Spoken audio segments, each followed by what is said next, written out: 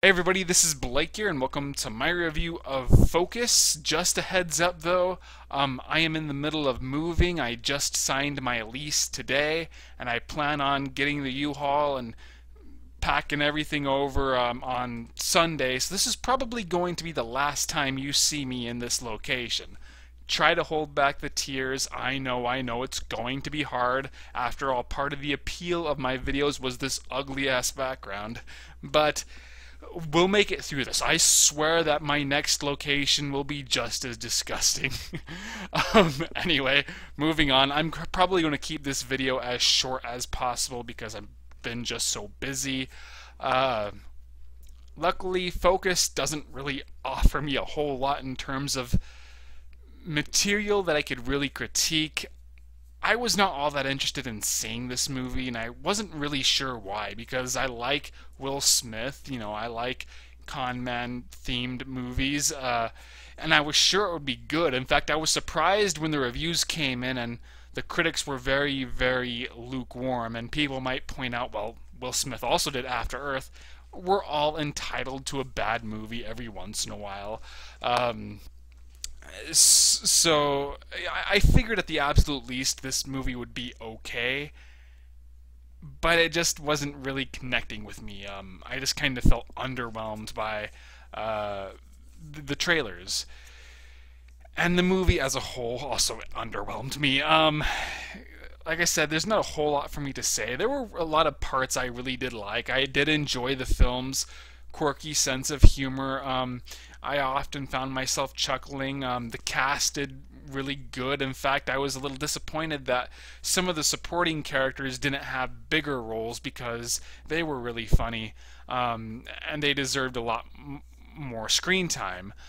For the most part, the only constants were Will Smith's character and the main girl, who for some reason I thought was Scarlett Johansson going into this, and then when I realized it wasn't her, that confused me. I'm not sure who the actress is, but she does a really good job, and Will Smith also does a really good job.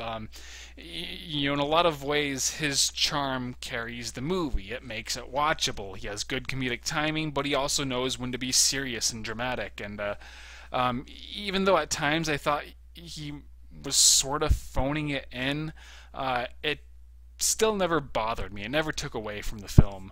The problem is Focus doesn't seem to have a second act. The first 50 minutes or so, maybe even an hour.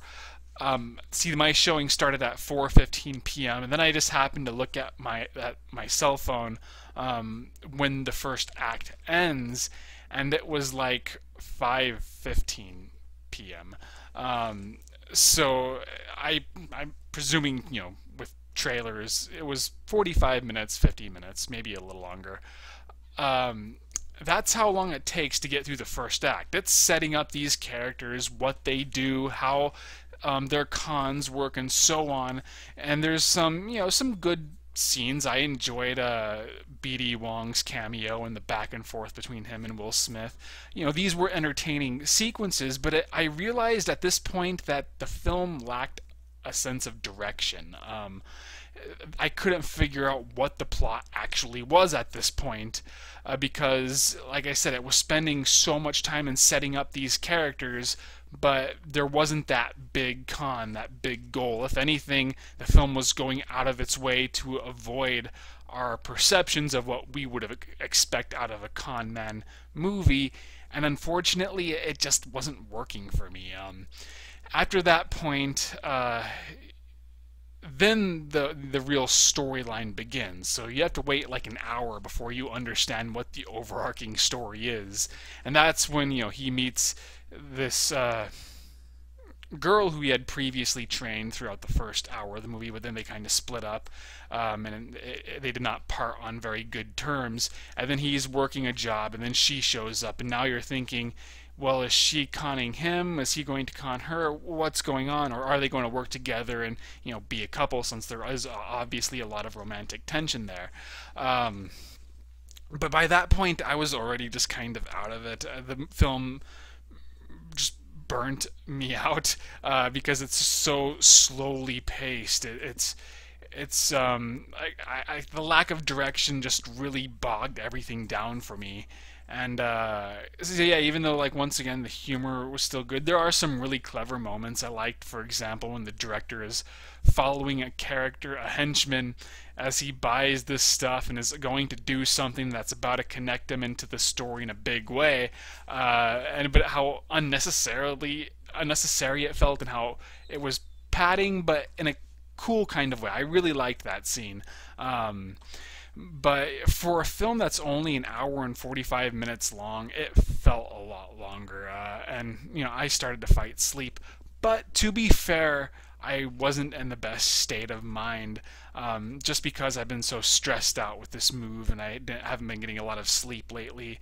So maybe that affected my enjoyment. But overall, I thought it was endearing in parts, but as a whole, just meanders too much. And none of the twists really impressed me either. I will admit to being surprised, but once everything is revealed by the end of the movie, I was like, huh? That's kind of stupid. In total contrast to, let's say, Ocean's 11, with the ending of that movie, I was like, oh shit, that was awesome. Focus did not impress me that in that kind of way. But like, it's worth watching, I guess, as a rental, but do not go to the theaters and see it. I don't think it's good enough.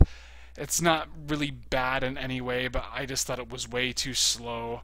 And I would have enjoyed it a lot more if I just watched it on Netflix. So that is all I have to say. I did not do a written review of this, but I have done written reviews of The Buddhist Fist, which is an old kung fu movie, House, a trippy ass Japanese horror comedy from the 70s, and other things. The Eight Diagram Pole Fighter, another kung fu movie during that time period, and Slashed Dreams, which is the fake slasher. So read all of those. Follow me on Facebook and Twitter. I did a vlog on the WWE event Fastlane, so please watch that if you're interested in wrestling at all, or at least my opinions of wrestling. And I hope you enjoyed this video. I shall see you probably in my new location next time. Bye bye.